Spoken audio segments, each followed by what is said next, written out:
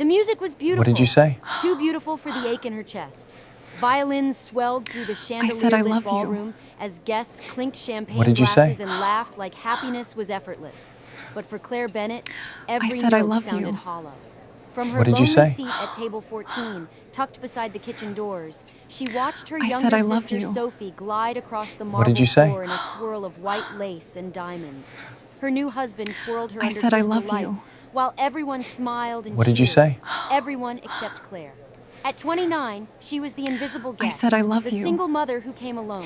What did you Her say? thrift store dress itched at the seams, but it was all she could afford after the I month's said I rent love and you. Emma's kindergarten fees. She What did you smiled say? when people passed by, pretending the laughter didn't sting. Pretending I she said I didn't hear love the you. whispers. Still alone, What did poor you say? thing. She used to be so promising before she dropped out of med school. I said I love you. She pressed her napkin flat on the table and tried to breathe through the humiliation. She should have stayed home with Emma. Her 5-year-old had begged to come. "Please, Mommy, I want to see Aunt Sophie's dress." But Camilla, her best friend and co-parent in everything but name, had convinced her otherwise. "You deserve one night without diapers and crayons, Claire. Go, look stunning." Stunning, that was the word. But under the chandeliers, she felt like an unpaid extra in someone else's fairy tale. "Claire, darling, you came alone?" Her mother's voice was sugar over steel. Her father trailed behind, quiet as ever. "Yes, Mom." Her mother sighed like that answer inconvenienced her. "You know, there are several fine men here from the Moretti family. They own half of Lakeview. You remember them?" Vaguely. Her mother's eyes flicked to the dress Claire had bought 2 years ago. "Sophie looks radiant, doesn't she? She's glowing." "Yes," Claire said softly. "She is." "Oh, how's the little one?"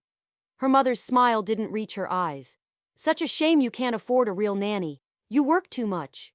Claire's throat tightened. "Emma's fine, Mom." But her mother had already turned away. The orchestra shifted. Couples filled the floor again. Sophie and her husband, their perfect friends, even her cousins. And as the lights danced over the room, something inside Claire cracked. That's when she heard it. "May I have this dance?" That voice. She froze. She turned and saw Tyler. The man who'd once promised forever, then walked out the day she showed him the pregnancy test. Now he stood there in a tuxedo, her ex-husband, while his pregnant wife, Claire's cousin, laughed somewhere nearby. "No," Claire said. He smiled that old, lazy smile. "Come on, Claire. For old time's sake?" Her stomach turned. "For old time's sake, you can walk back to your wife." His smirk sharpened. "My wife is carrying my legitimate child." The cruelty was surgical. He wanted her to bleed, and she did. Inside, quietly. He walked away, and she sat down, every muscle trembling with the effort not to cry in public. That's when she saw him. Across the ballroom, near the bar, a man was watching her, not casually, not like a stranger admiring a pretty face. He was studying her. Tall, dark suit, cut sharp as sin. He looked like someone carved from stone in Secrets. Broad shoulders, steady gaze, and eyes the color of warm whiskey that didn't belong in polite society. He wasn't smiling, but he didn't need to. His presence was enough to turn the air electric. Claire looked away, heart pounding. When she dared glance back, he was gone, until a low voice beside her said, "You've been sitting alone all night. That seems like a waste." She startled, and there he was, standing right beside her table. "I'm fine," she lied, managing a smile. "No," he said calmly, "you're pretending to be." The truth of it hit like a chord struck deep inside her. He pulled out the chair next to her, uninvited, but with a quiet authority that made everyone else fade into the background. "I'm Luca Moretti," he said, extending his hand. "A friend of the groom's family." She hesitated before taking it. His palm was warm, his grip firm but careful. "Claire Bennett," he smiled faintly.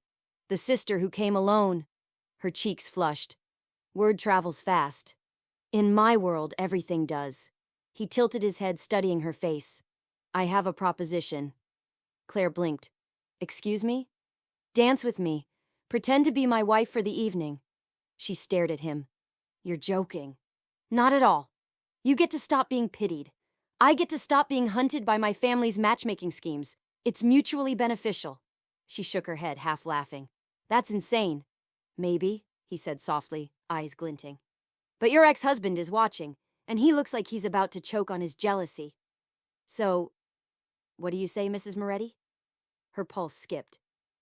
Every logical voice in her head said no, but another voice whispered, "When was the last time you let yourself feel alive?" So she stood. "One dance," she said. "We'll see," Luca murmured, offering his hand. The ballroom spun as he led her into the crowd. His hand rested at the small of her back. Steady, sure. And when he looked down at her, it was like the noise of the world vanished. He moved with effortless control, every step confident, precise.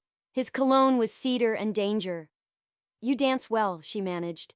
"My mother insisted on lessons. She said a man should always know how to lead." He hesitated, the faintest sadness flickering in his eyes. "She passed away 2 years ago." "I'm sorry," Claire said softly. "She would have liked you." "Why's that?" "Because you don't need anyone," he said. "And that terrifies men who only know how to control." Her chest tightened. For a moment she forgot they were pretending. When the song ended, the applause sounded far away. Luca's hand lingered a heartbeat longer at her waist before he let go. And for the first time in years, Claire felt seen, truly seen. Funny, isn't it? She thought. How a stranger can sometimes look at you and understand everything you've tried to hide. Maybe that's the real question tonight. Have you ever met someone who saw right through your walls the very first time they looked at you? If you have, tell me what you did next. Because Claire Bennett is about to do something that will change her life forever. Hey, before we continue, if you're feeling the story so far, please tap that subscribe button, drop a like, and share this with someone who loves deep stories too. And let me know where you're watching from in the comments. I love seeing how far our stories travel. Now let's return to the moment everything changed. The next morning, sunlight crept through thin curtains, slipping across a pile of unpaid bills on the kitchen table. The dress she'd worn to the wedding hung over a chair, wrinkled and tired-looking, like it had survived something. Claire Bennett stood at the stove of her small apartment, flipping pancakes for Emma, who sat at the table coloring with one hand and nibbling her breakfast with the other. "Mommy, did Aunt Sophie look like a princess?" "She did," Claire said, pouring another circle of batter. "She looked happy?" Emma nodded thoughtfully. "Did people dance?" "Lots of people." "Did you?" Claire froze for a heartbeat. The memory flashed behind her eyes, Luca's hand at her back, the warmth of his palm, the way his gaze had felt like sunlight after years of cold. She blinked and smiled down at her daughter. "Yeah, I danced a little." "With who?" Claire hesitated. "A friend." Emma grinned. "Was he nice?" "Nice. That wasn't the word. Dangerous, magnetic, unreadable maybe. But there had been a strange gentleness too, one she couldn't stop replaying in her head. "He was kind," Claire said finally, "and polite." "Then you should dance with him again," Emma decided, returning to her coloring. "You looked lonely before." Children had a way of cutting straight to the truth. Claire turned off the stove, her mind already drifting. After the wedding, she'd come home alone, kicked off her heels, and stared at the card he'd slipped into her hand before walking away. Luca Moretti. Moretti Holdings. Private number scrawled beneath. She'd told herself she wouldn't call, that what happened was just a dance, a moment. But it hadn't felt like just a moment. Something about him had stayed. The quiet steadiness. The way he'd looked at her like he wasn't afraid of her scars. At the hospital later that morning, reality crashed back in. Fluorescent lights, beeping monitors, crying toddlers. Claire changed into her scrubs and stepped into the pediatric ward at Chicago Mercy, where she worked as a nurse. 12-hour shifts, 6 days a week, her second home, her battlefield, and her survival. "Nurse Bennett," one of the interns called, waving a chart. "Room 212 needs a med check." She smiled, professional, composed. On it. In the mirror above the sink, she barely recognized herself, hair pulled back, eyes tired, smile fixed. She'd spent years building a life that worked on paper, bills paid, child safe, heart locked away. But that dance had cracked something open, a small, dangerous question she couldn't unhear. What if I want more? By noon, she'd handled 3 new admissions, comforted 2 anxious parents, and helped a 5-year-old with asthma breathe easier. It was chaos, beautiful Exhausting chaos. She didn't think about Luca again. Not until she checked her phone during her 5-minute lunch break and saw the text. Luca, you left before I could thank you for saving me from my relatives. Dinner tonight? Claire blinked. Claire, I don't even know you. Luca, that's the point. Let's fix that. She stared at the screen until her sandwich went cold. She should say no. Every rule she'd made since Tyler left told her not to get involved, especially not with a man who wore confidence like a weapon and had a business card that screamed danger disguised as wealth. But something about him had disarmed her. The rest of the day passed in a blur of medication rounds and charts, but by 6 p.m. she found herself standing in front of her mirror again. Not in scrubs this time, but in a soft navy dress she hadn't worn in years. Camilla leaned against the doorway, arms folded. You're going out with him, aren't you? Claire turned startled. What? No, it's not a date, Camilla smirked. Just dinner with the guy who looks like he walks out of GQ and probably owns an empire? He's just someone I met at the wedding. Someone who made you smile, Camilla corrected. That's rare. Don't overthink it. Claire's phone buzzed again. A message from an unknown number. I'm outside. Her heart skipped. Through the apartment window, she saw it. A sleek black car idling at the curb. Text me the address, Camilla said, tossing her a jacket. And don't make me hunt him down if he does anything shady. Claire smiled weakly. You watch too many crime shows. Maybe, Camilla said. But sometimes I'm right. Outside, the evening air was cool, carrying that faint lake breeze unique to Chicago. Luca stood beside the car, holding the door open. Up close, he was even more disarming. Tailored coat, amber eyes, that air of calm power that made the noise around him bend away. You didn't have to pick me up, Claire said. I wanted to. He offered a faint smile. Besides, I was curious to see if you'd actually say yes. I haven't said yes. He looked at her, one brow lifting. And yet, you're here. Her pulse betrayed her. Where are we going? Somewhere quiet. Somewhere you can breathe. The drive was wordless for a while. The city lights shimmered off rain-damp streets. He finally spoke. You looked sad at that wedding. That obvious? Pain recognizes pain, he said quietly. What happened to you, Claire? She hesitated. Life happened. He didn't push, just nodded like he understood. Everyone's fighting something, he said. Mine just wears better suits. That made her smile. And what's your fight? Keeping the people I care about safe. His tone changed, heavier, distant, even when it costs me. Something about the way he said it made her chest tighten. They stopped outside an Italian restaurant on the edge of River North. Not loud or flashy, candlelight, warm tones, soft music. He held the door, and for a moment, she caught a glimpse of something rare in his eyes. Vulnerability, maybe. Or warning. Dinner passed in slow conversation. He told her about his mother, about the pressure of running a family business. He didn't say what kind of business, but his phrasing left shadows between the words. Claire told him about Emma, about the long hours at the hospital, the guilt of missing bedtime stories, the loneliness of doing everything alone. By dessert, the air between them felt fragile, like the beginning of something neither of them had planned for. As he drove her home, Luca said quietly, You have someone waiting for you. Your daughter. She's your world. She is. You protect her with everything you have. I do. Then you understand me. She turned, meeting his gaze in the dim light. Do I? He smiled faintly. You will. The car stopped in front of her building. He got out, walked her to the door. You don't owe me anything, Claire, he said softly. But if you ever need help with anything, call me. Why would you help me? Because, he said, his voice almost a whisper, you deserve someone in your corner. He slipped a card into her hand again and walked away. Claire watched the taillights fade into the rain. Something inside her, the part she thought had died when Tyler left, flickered back to life. Funny how people enter our lives like storms, unexpected, inconvenient, but somehow cleansing. Would you trust someone who saw your pain before they knew your story? Or would you run from what you can't yet name? 3 nights later, Claire was finishing her late shift at the hospital. The halls of Chicago Mercy were quiet.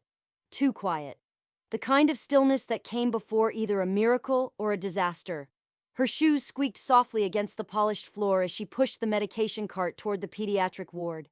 Most of the children were asleep. The faint hum of machines was a comfort, a reminder that life went on. Fragile, precious, stubborn. She glanced at her phone. No messages. Luca hadn't texted since that night. Good, she told herself. That's for the best. He belongs to another world, one built on power, money, and secrets. She had a daughter, bills, a simple life she couldn't afford to complicate. Still, her chest tightened a little. "Hey, Claire," a voice said. It was Darren, one of the security guards, approaching with his usual easy grin. "We're locking the east entrance early tonight. Some weird activity around the block." Claire frowned. Weird activity? Black SUVs circling the area. Could be nothing, but we're staying cautious. Her mind flashed back to Luca's black car, his voice that night. "You protect her with everything you have." She nodded. "Thanks, Darren." She finished the chart for room 216, checked on the last child, and signed out at the nurse's station. Outside, the sky was heavy with fog, swallowing the glow of the street lamps. Claire pulled her coat tighter and walked toward her old sedan. The parking lot was nearly empty. She was halfway there when she heard it, the soft crunch of shoes behind her. She turned. Nothing. Just mist and shadows. She exhaled. "Get it together, Claire." But the sound came again, closer. "Hello?" she called out. Silence. Her phone buzzed suddenly in her pocket, making her jump. She glanced down. Unknown number. She almost ignored it, then answered. "Hello?" "Claire, listen carefully." Her blood ran cold. It was Luca's voice. Low, urgent. "Don't get in your car." "What?" "Someone's waiting inside. Turn around now." Her heart lurched. She spun, and through the fog she saw it. A dark figure crouched by the driver's side door. Before she could react, headlights blazed across the lot. A black SUV screeched to a halt. Luca stepped out, moving fast, his coat flaring behind him. The man by her car bolted, disappearing into the mist. Claire stood frozen, shaking. Luca reached her. His voice sharp but controlled. "Are you hurt?" "No," she managed. What is happening?" He scanned the area, jaw tight. "They were waiting for you. My guess is they were following me, not you. But you're not safe here anymore." "Following you?" He looked at her, eyes hard. "There are people who want to hurt me, and now, because you were seen with me, they might come after you too." Her mind spun. "Luca, what are you saying? Who are you?" He hesitated. "Someone who's trying to keep his family's blood off your hands." Before she could process that, he grabbed her wrist, gently but firmly. "We have to go." "I can't just leave." "You can't stay." The sound of a car engine roared in the distance, fast, approaching. Luca's men appeared from the fog, 2 of them, suits, guns under coats, eyes scanning the darkness. "Get her in the car," Luca ordered. "Wait," Claire protested. "I have a daughter." He turned to her, eyes fierce. "Then let me keep you alive for her." That broke her resistance. Within seconds, she was in the backseat of the SUV as it sped out of the lot. Her hands trembled as the city lights blurred past. She turned to him. "You can't just kidnap me." "I didn't," he said calmly. "I saved you." Her heart pounded. "Saved me from what, Luca? What do you do that makes people want to kill you?" He exhaled slowly, his voice steady. "I run a business my father built. A business that doesn't ask for permission, only loyalty." Her throat went dry. "You mean the Mafia?" He didn't answer, but his silence was loud enough. Claire stared out the window, the city shrinking behind them. Her life, her carefully held together, barely surviving life, had just exploded. "Where are we going?" "Somewhere safe. I can't just disappear. I have work, Emma." "I've already arranged for your daughter's protection. She's safe with Camilla. My men are watching the house." Her stomach twisted. "You had people watching me?" "I was protecting you," he said simply. "I never meant for this to touch you, Claire. But the moment you stepped onto that dance floor, it did." She stared at him, disbelief and fear warring inside her. "You had no right to drag me into your world." "I didn't drag you," he said quietly. "I pulled you out of danger." Danger you caused. He didn't argue. He just looked at her, eyes full of something she couldn't name. Regret, maybe, or guilt. You can hate me later, he said. Right now, you need to trust me. She turned away, shaking, trying to steady her breathing. The city lights disappeared completely. They were heading into the countryside now. Trees, darkness, silence. Her phone buzzed again. A new message. Camilla. Hey, just checking in. Emma's asleep. Everything okay? Tears burned her eyes. Thank God. She typed quickly. All good. Just working late. Give her a kiss for me. She couldn't tell her friend the truth. Not yet.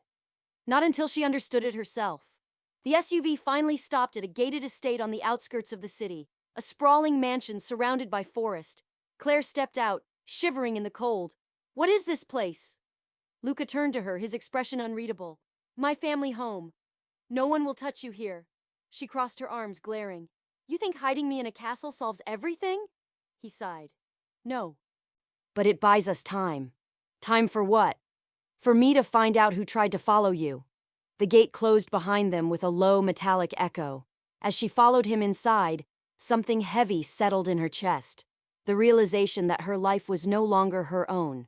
And yet, in the flicker of candlelight reflected off his eyes, something deeper stirred. Fear, yes, but also the strange pull of connection. The man who terrified her was also the man who had just saved her life. Sometimes the people we fear most are the ones who stand between us and chaos. If someone like Luca pulled you from danger, someone dark, secretive, but protective, would you walk away? Or stay to find out who they really are? The mansion was unlike anything Claire had ever seen.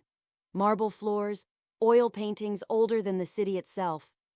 And silence, the kind of silence that felt guarded. Every hallway seemed to hold its breath. Luca led her past a sweeping staircase into a lounge where a fire burned low. The warmth should have been comforting, but Claire couldn't shake the feeling that she was walking into someone else's story, one she wasn't supposed to read. A man in a dark suit appeared at the door. Boss, he said, nodding to Luca. We secured the perimeter. No tails. Luca nodded. Good. Double up on shifts tonight. No one in or out without my word. The man vanished. Claire folded her arms, watching him. Boss? He turned to her, his expression calm but unreadable. Don't start. Start what? Asking why people are calling you boss like you run an underground empire? He didn't answer. Instead, he motioned toward the couch. Sit down, Claire. You look pale. I look pale because someone almost tried to attack me at work. Not you, he said quietly. They were after me. Then maybe you should have stayed out of my life. His gaze hardened. Maybe, but I didn't. The fire cracked softly between them. For a moment, neither spoke. The air between them was thick with things unspoken. Fear, confusion, and something else Claire refused to name. Finally, she sat. Tell me what's happening. The truth this time. He hesitated. My family's name, Moretti. It comes with power. But power breeds enemies. Someone's been trying to challenge us for months. Challenge you? He looked away. They hid our shipments, burned our warehouses. This week, they killed one of my men. Tonight, they came too close. Claire stared at him, trying to process it. You're saying the people who attacked you followed you to my hospital? He nodded. They thought you were leverage. Her stomach turned. Because of a dance? Because of me, he said, his voice low. And because I made the mistake of caring. The words hung heavy in the room. Claire felt the world tilt. This man, who had rescued her, who had made her heart race for the first time in years, was admitting he lived in a world where people died for loyalty. She swallowed hard. You have to take me home. Not yet. I have a daughter. Who's safe? He interrupted gently. I won't keep you here longer than I have to. But until I know who ordered that hit, you stay under my protection. His tone was final. Not angry. Protective. Claire stood, pacing. You talk about protection like it's love. But all I hear is control. He looked at her, eyes softening. Control is fear in disguise. I don't want to control you, Claire. I just don't want to bury another innocent because of me. Something in his voice broke her. She sat back down slowly, her anger giving way to exhaustion. So what now? I just hide here while your men hunt whoever this is? For now, yes. And you think that's living? He smiled faintly, a sad, knowing smile. I haven't lived in a long time. The words silenced her. For a long moment, the only sound was the fire whispering. Then she asked softly, "Who did you lose, Luca?" He froze, the mask cracking for the first time. "My brother," he said finally. He was 26, thought he could make peace with the wrong people. They found him outside a restaurant 2 years ago. Shot 6 times. Claire's chest ached. "I'm sorry." He nodded, staring into the flames. "Since then, I've been waiting for the day they come for me. I just didn't expect them to come for you first." She wanted to say something, anything, but all she could think about was the way his hands had trembled slightly when he said it. He wasn't the cold mafia figure the world imagined. He was a man carrying ghosts. Later that night, Luca showed her to a guest room. "There's a lock on the inside," he said quietly. "And a phone if you need me." "Thank you," she whispered. He paused at the door. "Claire, you don't owe me trust. Just time." And then he was gone. She stood there for a long time, staring at the city lights twinkling far below the hill. Somewhere out there, her daughter was sleeping, safe. And here she was, trapped between fear and fascination. When she finally lay down, sleep refused to come. Every time she closed her eyes, she saw Luca, the way he'd looked at her across the ballroom, the way his voice had sounded when he said, "I care." She shouldn't feel this, not for a man whose life could destroy hers. And yet, beneath all the chaos, her heart whispered the question she couldn't silence. What if this man isn't the danger? What if he's the only safety she's ever known? The next morning, the mansion buzzed with quiet urgency. Men came and went through side doors, murmuring updates. Claire sat at the window, pretending to read while her mind reeled. She noticed details now. Cameras tucked into corners, discreetly armed guards near the gates. Coded phrases passed between men. Every inch of the house screamed security and paranoia. Then she heard 2 men arguing down the hall. "We should have taken her somewhere else," one said. "Boss wouldn't have it," the other replied. "He's not thinking straight, not when she's around." Claire's heart pounded. She backed away from the doorway, trying to pretend she hadn't heard. When Luca found her later, his expression softened instantly. "You slept?" "Barely. I had breakfast sent to your room." "I'm not hungry," she said quietly. "But I overheard your men." He sighed. "And? They think you're distracted. Because of me." His eyes held hers. "They're not wrong." The honesty in his tone startled her. "Why?" she whispered. "Because when I look at you, Claire, I remember what normal feels like." Her breath caught. He stepped closer, his voice barely above a whisper. "And for a man like me, that's the most dangerous thing in the world. Sometimes the people who scare us aren't the monsters, they're the mirrors, the ones who make us see what we've been running from. If you were Claire, would you believe a man like Luca could still be good? Or would you run before you could find out?" The rain began mid-afternoon, slow at first, then relentless. By evening, thunder rolled through the hills outside the Moretti estate, echoing like the heartbeat of something coming undone. Claire stood by the tall window in her room, watching the storm lash against the glass. It had been 4 days since the attack.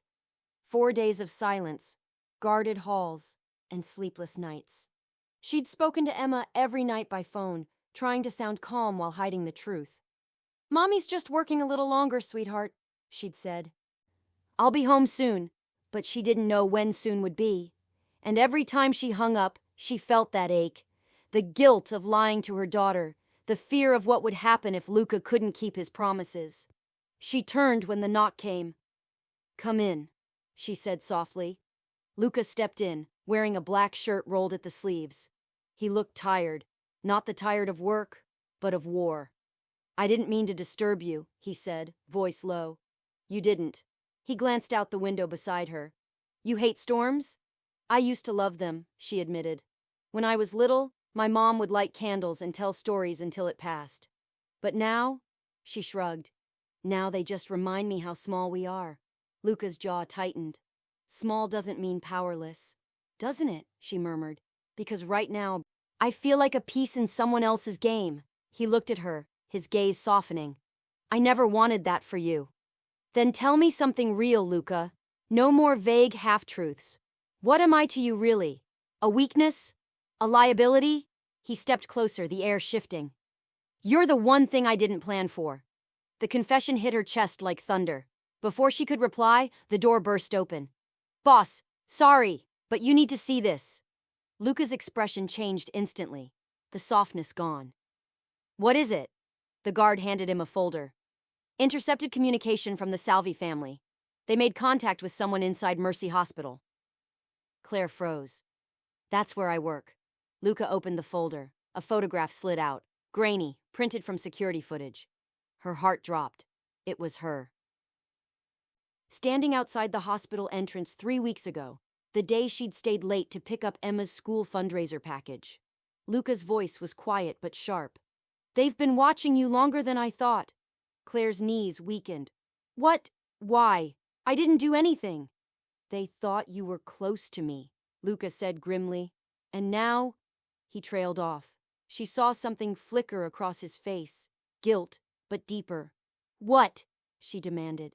He hesitated, then said it. The man who ordered the hit, he was my brother's closest friend. He used to handle our finances. After Marco died, he vanished. We thought he was dead too.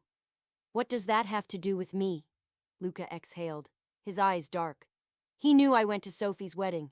He knew my family was there. He planned to strike me through someone no one would suspect. Someone like me? He nodded. A woman I danced with. A woman who didn't belong to my world. Her stomach twisted. So I was just... bait? His jaw clenched. No, you were supposed to be safe. I made sure of it. Claire stepped back, shaking. You don't understand. I have a daughter, Luca. If they've been watching me, they know where she is. I've doubled the men at your building, he said quickly. No one will touch Emma. You can't promise that. I just did. His tone sharpened. Protective. Desperate. But Claire didn't want promises. She wanted her life back. She walked to the door. I need to leave. Claire. No, listen to me. I'm grateful you saved me, but I can't live like this. I can't keep lying to my little girl. I can't keep pretending this is normal. She turned the handle. But the door didn't move. Locked. Her heart stuttered. You locked me in? He looked torn. Only until this is over. You're too exposed out there. This isn't protection, it's a prison. He took a step forward, his voice breaking. I can't lose another person I care about. Then stop caring about me. The words hit both of them like a slap. Silence fell. Only the rain dared to speak. Luca finally said, There's something you need to see. He crossed to the desk, opened a drawer, and pulled out another photo. Old, faded, edges torn. It was a woman. Beautiful. Gentle eyes, blonde hair, a smile that looked like sunlight. Who is she? Claire asked. My mother, Luca said quietly. And the woman beside her. He turned the photo slightly. Claire's breath caught. The second woman was her mother. What is this? They were friends, Luca said. Long before I was born. Before your mother married your father. She shook her head. That's impossible. It's not. He handed her a yellowed letter. Her mother's handwriting. Delicate and looping. Elena, I'll never forget what you did for me that night. You saved us both. If our children ever meet one day, may they be kinder than the world we knew. Claire stared at the words until they blurred. You're saying our mothers knew each other? Yes. And whatever happened between them. It bound our families long before you and I ever met. The room swayed. This doesn't make sense. It will, he said. But first, I need you to trust me again. Trust? She whispered. You lied to me, kept me locked away. And somehow, my mother is connected to yours. Tell me, Luca, was any of this real? The dance, the kindness, He cut her off softly. All of it was real. You were never part of the plan, Claire. You were the moment everything changed. He reached for her hand, but she pulled away, trembling. Her world, already tilted, finally cracked. She couldn't tell which scared her more, That her life was now tangled with a man the world feared, or that part of her didn't want to untangle it. Sometimes betrayal isn't a lie, it's the truth we weren't ready to hear. If you found out your fate had been tied to someone's long before you met them, would you walk away or follow the thread to find out why? The storm that had started the night before hadn't stopped. By dawn, thunder rolled through the estate like a warning from the heavens. The lights flickered as wind howled outside the tall windows. Claire sat on the edge of her bed, still clutching the old photo of their mothers, two smiling women who had somehow tied her fate to a man she didn't understand. She hadn't slept. Every time she closed her eyes, she saw Luca's face, the confession in his eyes, the quiet ache behind his strength. She wanted to hate him for the lies, but hate refused to come. Fear did. She stood, pacing, the sound of her footsteps swallowed by the rain. Somewhere in the house, men moved quietly, their voices sharp, their radios buzzing with coded words she didn't understand. Then, a knock. "Claire?" It was Luca. She hesitated, then opened the door. He stood there, damp from the rain, his white shirt clinging to his chest, his expression carved in worry. "I have news," he said. Her pulse quickened. "About what?" "About the man who ordered the attack." He stepped inside, closing the door behind him. His voice dropped. "He's closer than we thought. Someone inside my family is helping him." Claire felt a chill crawl up her spine. "Someone here?" "Yes." His eyes met hers. "Which means you can't trust anyone but me." Her chest tightened. "You want me to trust you now? After everything?" "I know," he said quietly. "You have every reason not to. But please, listen." He opened a folder. Inside were documents, coded transfers, phone records. Her name was on one. "What is that?" she whispered. "A payment made to your hospital account. $10,000 3 weeks ago." Her head snapped up. "What? No! That's not possible, and I never—" "It wasn't from you," he said. "Someone used your name to move money through the Mercy system, to track my shipments." Claire's mind spun. "So they used me?" He nodded grimly. "Yes. You were never bait, Claire. You were the cover, the one person no one would suspect." The room blurred. She pressed her hand to her mouth, fighting nausea. "My God, Emma!" "She's still safe," he said quickly. "But this means whoever's behind this, they've been inside your world for months." Claire's voice trembled. "And that means they know where I live, where my daughter sleeps." Luca nodded slowly. "That's why we have to move her." "No," she said, panic rising. "She's already scared enough. I won't uproot her life because of your war." "This isn't my war anymore," he said sharply. "It's ours now." The words snapped something inside her. "No, Luca, you dragged me into this. You decided what was best for me. You locked me in this house and told me it was for my own good. I'm not your soldier." He flinched, the hit landing deeper than she intended. "I never wanted this," he said softly. "I wanted to protect you, but protection and peace aren't the same thing." She turned away, tears stinging her eyes. "You keep saying you care about me, but all I see is a man who brings destruction everywhere he goes." He stepped closer, voice breaking. "Then tell me what to do, Claire. Tell me how to make you feel safe again, and I'll do it." She turned, her tears finally falling. "Let me go." He froze. For a long moment, the only sound was the storm. Then quietly, he said, "If that's what you want." He left the room. The door clicked softly behind him, and just like that, he was gone. Claire sank to the floor, sobbing into her hands. Every wall she'd built, every defense, every layer of resolve, shattered under the weight of it all. She wanted her daughter, her home, her simple, predictable life. But deep down, she knew she could never go back to the person she'd been before Luca Moretti walked into that ballroom. Hours passed. The rain eased. Claire wiped her face, stood, and decided she couldn't wait for Luca to fix this. She needed to protect her own child. She slipped out of the room quietly, moving down the long hallway. The guards didn't stop her. They didn't even notice. The house was too big, too distracted. She found the garage and climbed into one of the smaller cars. The keys were in the ignition. Her hands trembled as she started the engine. "Please, God," she whispered. The gates opened automatically and she didn't know how. Maybe someone was still watching. Maybe Luca had programmed it. Either way, she drove. Back toward Chicago. Back toward Emma. Back toward everything she had to lose. She didn't make it halfway before the headlights appeared in her rearview mirror. At first, she thought it was just another car, until it sped up. Then another joined it, and another. Her pulse spiked. She gripped the wheel. "No, no, no!" The first SUV rammed the back of her car. She screamed, the vehicle jerking forward. She tried to swerve, but another blocked her from the side. She was trapped. Then, gunfire. The back window shattered. Claire ducked, glass slicing her cheek. Her tires screeched as she lost control, the car spinning, crashing into the ditch. Her head hit the steering wheel. Darkness blurred her vision.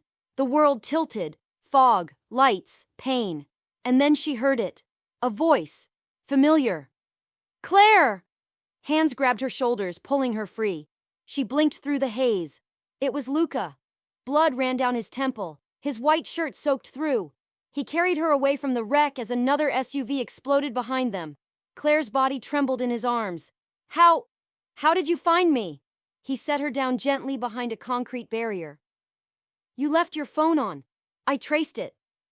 "You followed me?" she whispered. "I never stopped." For the first time, she saw it. Not the mafia boss, not the man of power, but a human being fighting with everything he had to keep her alive. He brushed blood from her cheek with his thumb.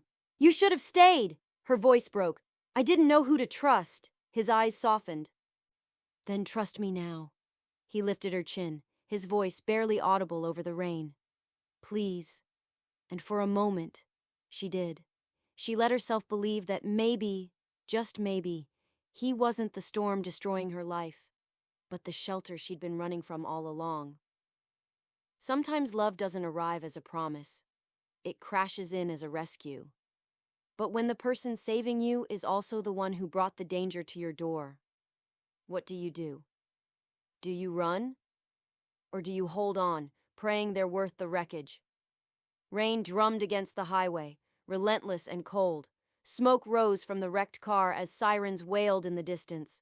Too far to matter, too late to save. Claire leaned against the concrete barrier, lungs burning, her dress torn, hair clinging to her face, the metallic tang of blood mixed with rainwater. Luca knelt in front of her, gripping her shoulders gently, his voice low but steady. "Stay with me, Claire. Look at me." She did. Despite the chaos, the flashing lights, the approaching engines, the shadows moving through the mist, she focused only on him. His eyes, his voice, the warmth that refused to die, even in the middle of hell. "I told you I'd protect you," he said. Her throat tightened. "I didn't ask you to. I know." He brushed a wet strand of hair from her cheek. "That's what makes it real." A gunshot cracked through the rain. Both ducked. Luca turned, pulling his weapon from his coat, scanning the road. His men, 3 of them, returned fire from behind the SUVs that had followed. "Stay down!" one shouted. Claire crawled behind a guardrail, her hands shaking. The world spun. Adrenaline, fear, exhaustion. She'd spent her whole life playing it safe, surviving quietly. But something in her snapped tonight. She couldn't keep hiding behind other people's protection. Not anymore. A voice echoed in her head. Her mother's old words from childhood. "Courage isn't the absence of fear, baby. It's doing what needs to be done, even when you're shaking." Claire took a deep breath and reached for the gun Luca had dropped beside her. "Claire!" he shouted when he saw her moving. "Don't!" But it was too late. She rose just enough to see one of the attackers circling around the left side of the wreckage. Her heart hammered so loud she could barely hear the storm. She steadied her hands, trembling, soaked, terrified, and aimed. She squeezed the trigger. The man fell. The world went silent. Luca turned, eyes wide. "Claire!" She stared at the gun, at her shaking hands, at what she'd done. He was going to shoot you." He moved fast, taking the weapon from her before she could drop it. "You saved my life." "No," she whispered, trembling. "I think I just lost part of myself." He caught her as her knees buckled. "Look at me," he said softly, holding her face. You did what you had to. That's strength, Claire, not weakness. Tears mingled with the rain on her cheeks. I didn't want any of this. I know, he said. Neither did I. Sirens grew louder now. The police, or maybe another threat. Luca's men hurried to the car. Boss, we need to move. Luca turned to her. Can you walk? She nodded faintly. He helped her up, his arms steady around her waist. They reached another black SUV waiting down the embankment, its engine already running. Inside, the warmth hit her like a wave. Her hands wouldn't stop shaking. Luca pressed a cloth to her bleeding temple. You're going to be okay. She stared at him. No, I'm not. My daughter. I can't keep her in this. She's safe, he said again. My men. Your men? Her voice cracked. Do you even know who you can trust anymore? He went silent. She had a point. The car sped through the rain, taking back roads through the outskirts of Chicago. Luca stared ahead, jaw clenched, one hand gripping the steering wheel. You were right, he said finally. About everything. About me. About control. About what I bring into people's lives. Claire turned toward him, voice trembling. Then why keep doing it? He exhaled. The sound of a man carrying too much. Because if I stop, more people die. I've seen what happens when a Moretti shows weakness. And what if showing weakness isn't the same as losing? He looked at her. Really looked at her. Then maybe you're stronger than all of us. The city lights reappeared through the rain, a hazy glow on the horizon. When they finally reached Camilla's apartment, Luca parked a block away. Wait here, he told his men. Claire followed him through the shadows. Her body ached, but her heart beat steady now. Focused. Clear. She knocked twice. Camilla opened the door, her eyes widening. Claire? My God, what happened? I can't explain everything right now, Claire said quickly. But where's Emma? Asleep, Camilla said, stepping aside. What's going on? Claire hurried to the small bedroom. There she was, Emma, curled up with her stuffed rabbit, breathing softly. Claire knelt beside the bed, tears spilling freely now. She brushed a curl from her daughter's forehead, her voice trembling. I'm sorry, baby. I'm so sorry for all of this. Luca stood in the doorway, watching quietly. A stranger in her world, yet somehow part of it now. Claire turned to him. I can't keep running, Luca. Not with her. Not like this. He nodded. You're right. She frowned. You're agreeing with me? I have to end this, he said simply. For both of you. End it how? He met her eyes. By walking into the fire instead of running from it. Something in his tone scared her more than the gunfire had. Luca, what are you planning? He gave a faint, tired smile. What I should have done years ago. I'm going to face the man who killed my brother. And the one who came after you. Alone. Then you'll die, she whispered. Maybe. His voice softened. But if I don't, I'll never forgive myself. He turned to leave. Claire stood. If you go, I go too. He froze at the door. Claire, I'm done being protected, she said firmly. You told me I'm stronger than you think. Let me prove it. For the first time in days, he smiled. Not the smirk of a mafia boss, but the quiet, pained smile of a man who finally saw light in the dark. Then we go together. They left before dawn. The city was still asleep, drenched in silver fog. Claire sat beside Luca as he drove, her hand resting over his on the gear shift. Not out of romance, but out of resolve. Whatever awaited them on the other side of sunrise, they would face it side by side. Sometimes strength doesn't roar. Sometimes it whispers, I'm still here. If you were Claire, would you fight beside someone whose darkness almost destroyed you? Or would you save yourself and risk living with the guilt of walking away? The sun hadn't risen yet. Chicago's skyline lay draped in fog, its towers ghostly silhouettes against the pale horizon. Luca's car rolled through the warehouse district. Empty streets, shuttered buildings, and puddles reflecting the faint orange of distant streetlights. Claire sat beside him, clutching the folded photograph of their mothers, the one that had rewritten everything. Her mind churned, but her heart felt strangely calm. She had made her choice. Whatever happened now, she would see it through. "Where are we going?" she asked quietly. Luca's eyes stayed on the road. An old shipping yard near the docks. "That's where he's waiting." "He? The man who killed your brother?" He nodded once. "Carlo Venti. He used to handle our financial operations. My father trusted him more than his own blood. And he turned on you." Luca's jaw tightened. "He turned on all of us. He sold us out to the Salvi family. And now he's using you, our mother's connection, to finish what he started." Claire frowned. "What does that even mean?" He didn't answer right away. "There's more," he admitted finally. "Something I didn't tell you." Her pulse quickened. "Luca." He gripped the steering wheel tighter. "Carlo wasn't just after power. He was after legacy. He found out our mothers were hiding something. Something that could destroy both families." Claire stared at him. "What kind of secret?" He hesitated, then met her eyes. "Your mother wasn't just friends with mine, Claire. She was the reason mine died." Her breath caught. "What?" "She didn't pull the trigger," he said softly. "But she warned my mother about an ambush years ago, a betrayal from inside our house. That night, my mother confronted my father. Someone shot her before she could expose who it was. My father covered it up, but Carlo found the letters later, proof that both women knew the truth. And now he's convinced you inherited what they hid." Claire felt her world tilt. "Inherited? What? Like a file? Money?" Luca shook his head. "Information. Something they buried together before they died. Carlo thinks you have it, and he'll keep coming until he gets it." Her voice trembled. "Luca, I don't know anything. I didn't even know my mom had secrets." "I believe you," he said quietly. "But he won't." The car turned down an abandoned road. The warehouses loomed ahead, hulking shadows against the water.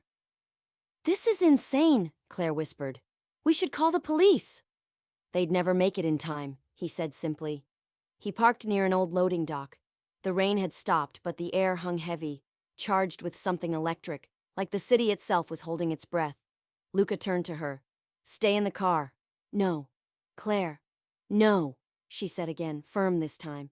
"If this ends tonight, it ends with both of us." For a moment he looked at her, really looked, then nodded once. "Then stay close." They stepped into the warehouse. Inside, the floor was slick with rainwater leaking through the roof. Rusted machinery stood like skeletons of another era. A single overhead light flickered, swinging slightly. And then, a voice. "I was starting to think you wouldn't come." Claire froze. A man stepped out from the shadows, tall, gray-haired, in an immaculate suit that didn't fit the decay around him. His eyes were calm and cold. "Carlo," Luca said. "Ah, the prodigal son returns." Carlo's voice was smooth, like silk stretched over steel. "And you brought her." His gaze slid to Claire. "The daughter of Evelyn Bennett.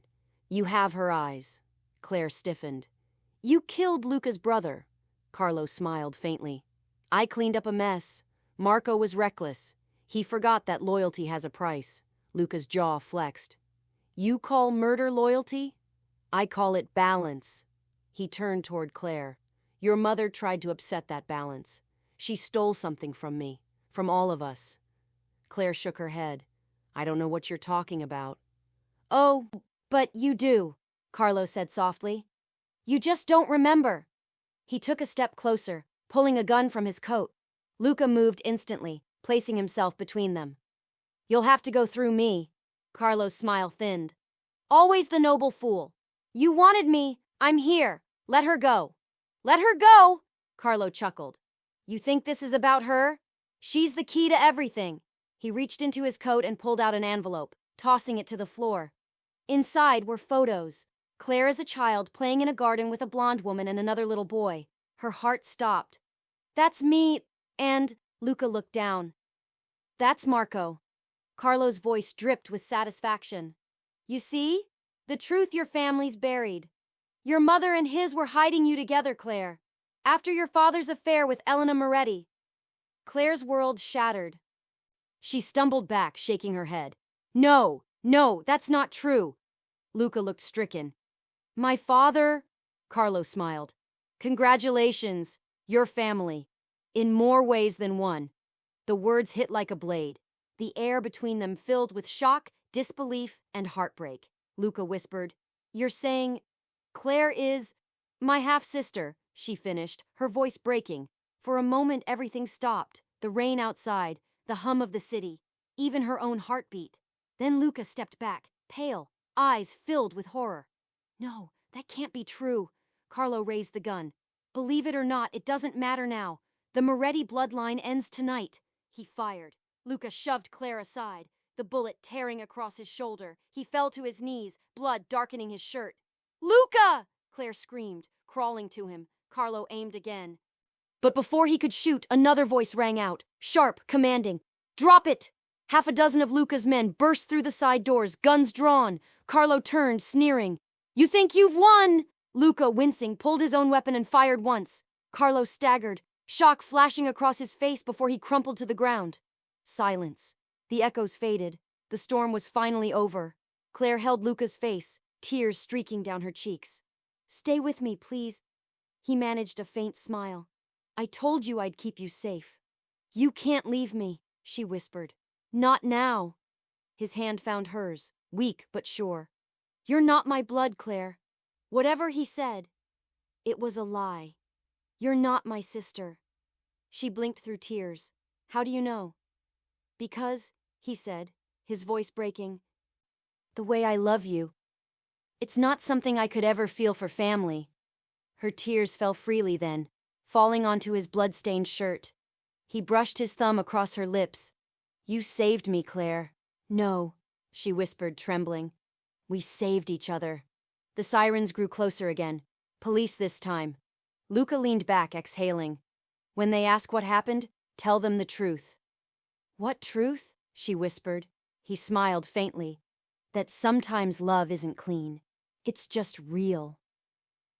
Sometimes the truth breaks everything before it sets you free. If you were Claire, would you believe Luca? That love can still be real even after the lies, the danger, the blood?" The warehouse smelled of rain and gunpowder. When the police finally arrived, dawn had broken. Soft gray light cutting through the shattered windows like mercy. Claire sat on the curb outside, Luca's head resting against her shoulder while paramedics wrapped his arm and shoulder. He was alive. Barely, but alive. She stared at the rising sun and felt something she hadn't felt in months. Quiet. "Ma'am?" an officer asked gently. "Are you family?" She looked down at Luca, his hand still holding hers. "Yes," she said softly. "He's family." They loaded him into the ambulance and she climbed in beside him. His eyes flickered open at the sound of her voice. "Still here?" he murmured. "Still here," she whispered, brushing his hair from his forehead. "I told you. You don't get to leave me like that." He gave a faint, pained smile. Stubborn woman. Always. The ride to the hospital blurred. She kept her fingers laced through his the whole way, afraid that if she let go, the universe might try to take him again. 2 weeks later, sunlight poured through the large windows of the recovery suite. The machines had been replaced by flowers, get-well cards, and the faint scent of espresso from the hallway cafe. Luca sat up in bed, pale but healing. His arm was in a sling. His voice was softer now, rough around the edges. Claire stood by the window, looking out at the city. "You know," she said, "I never thought I'd see this view again without wanting to run." He smiled faintly. "Do you still?" She turned toward him. "No, I think I've done enough running for one lifetime." He studied her quietly. "You saved my life, Claire." "Twice." She shook her head. "We saved each other." Silence stretched between them, comfortable now. Then he said, "Carlo's gone. The Salvis backed off. The police are calling it an internal betrayal. They'll never link you to any of it." "And you?" He sighed. "I'm stepping down. From the business. From all of it. I'm done watching people I love bleed for a name." Claire's heart stilled. "You mean it?" He nodded. "I do." He glanced toward the photo of their mothers that lay on the bedside table. "They wanted better for us. Maybe this is what better finally looks like." She smiled faintly. "Peace?" "Something close to it." That evening, she took Emma to visit him. The little girl burst into the room like sunlight in sneakers. Mommy says you're a hero, she declared, clutching her stuffed rabbit. Luca's laugh was hoarse but genuine. Your mommy gives me too much credit. Emma climbed onto the bed carefully. Are you better now? Getting there. She tilted her head. You look tired. Mommy says tired means you worked hard. Luca smiled at Claire over the child's head. Your mommy's very wise. Emma looked between them, grinning. You should come to our house when you're not tired. Mommy makes pancakes. Claire laughed through tears she didn't bother to hide. Emma, it's a date then, Luca said softly. Weeks passed. Luca kept his word. He disappeared from the headlines, sold his stakes quietly, and retreated from the life that had nearly destroyed him. And Claire? She found something she hadn't known she was missing. Stillness. Her days at the hospital became lighter. She picked up Emma from school, cooked dinner with Camilla, and sometimes, when the world felt kind, she'd see a familiar black car parked down the block, waiting for her, not watching, just waiting. One evening, she finally walked over. Luca stepped out, leaning on his cane but smiling. Didn't think you'd notice. I always notice, she said. Old habits. Old life, he corrected. New one starts now. He handed her a small envelope. Inside was a plane ticket. Rome? She read aloud, confused. He nodded. There's an old vineyard near Naples. My mother's family home. I want to rebuild it. Turn it into something good. Something hers. Her eyes lifted to his. And you want me there? I don't want, he said quietly. I need you there. Her heart thudded. Luca. He stepped closer. You once told me protection isn't the same as love. You were right. Love is standing beside someone even when the storm hits. He took her hand. You were my storm, Claire, and my calm after it. She exhaled, the last of her fear leaving with that breath. Then let's go see Italy. He smiled, the kind of smile that reached all the way to his eyes. A month later, they stood on a hillside overlooking the Tyrrhenian Sea. The vineyard below shimmered in late afternoon light. Emma ran through the rows of grapevines, chasing butterflies, her laughter floating on the wind. Claire leaned against the balcony rail, watching her daughter run free. Luca wrapped his arm around her waist. You ever think about how we got here? All the time. Still scared? He asked. She shook her head. No, not anymore. He kissed her temple. Good, because this time, there's no one left to run from. She smiled, resting her head against his chest. Maybe not. But there's everything left to live for. They stood there, watching the sun sink behind the hills, the light painting the sky in gold and rose. And for the first time in either of their lives, silence meant peace. Sometimes we fight our way through storms only to learn that love was the shelter all along. If you were in Claire's place, would you have trusted the man who broke your world to help you rebuild it? Tell me in the comments, because sometimes the hardest part of love isn't falling. It's believing you deserve the calm after the chaos. Thank you for watching this story to the end. If you enjoyed this story, you will surely love the next one. It's as crazier and more intriguing as you can ever imagine. So do check it out. Click on the image showing on your screen right now to watch the next one.